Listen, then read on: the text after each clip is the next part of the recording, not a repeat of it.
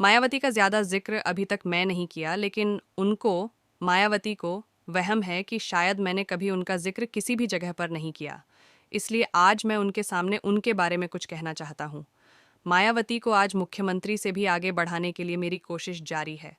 आप में से भी ऐसे बहुत से लोग होंगे जिनके साथ मिलकर मैंने इस मूवमेंट को आगे बढ़ाने की कोशिश की है।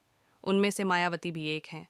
लंबे अरसे से उनके स्कूल के रिकॉर्ड को ध्यान में रखकर, कॉलेज के रिकॉर्ड को ध्यान में रखकर, उनकी जो समाज सेवा है उसको ध्यान में रखकर मुझे ऐसा लगा कि ये लड़की काम की है।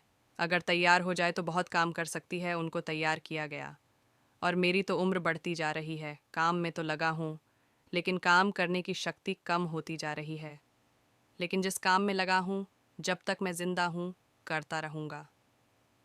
लेकिन मेरी तमन्ना है कि मेरे मरने के बाद उस काम को मायावती आगे बढ़ाती रहे। अगर जवाहरलाल नेहरू देश का पहला प्रधानमंत्री बना तो मोतीलाल नेहरू ने उसको लंबे अरसे तक तैयार किया था।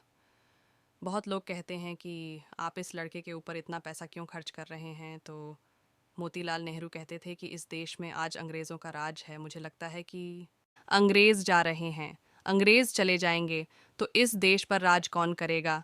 तो मेरी चाहत है कि मेरा लड़का इस देश पर राज करेगा। 1948 में मेरे गांव के नज़दीक की चमार आईएएस में सिलेक्ट हो गया। इधर मेरे पिता को किसी ने ताना मारा कि वह तुम लड-डीएचके को क्यों पढ़ा रहे हो, पढ़ लिख कर ये क्या पटवारी बनेगा। तो मेरे पिता ने कहा, भाई वह पढ़ लिख कर पटवारी क्यों बनेगा। हमारे गांव के नज़दीक एक छमार पढ़ी डीएच लिखकर कलेक्टर बना है, तो मेरा लड़का भी कलेक्टर बनेगा। लड़के को कलेक्टर बनाने का बुखार मेरे बाप को भी था। मैं पढ़ा लिखा आगे बढ़ा, ना पटवारी बन ना कलेक्टर बन, और आगे बढ़ता गया। आज मैं इस कोशिश में हूँ कि मैं इस प्रदेश का प्रधानमंत्री बनूँ।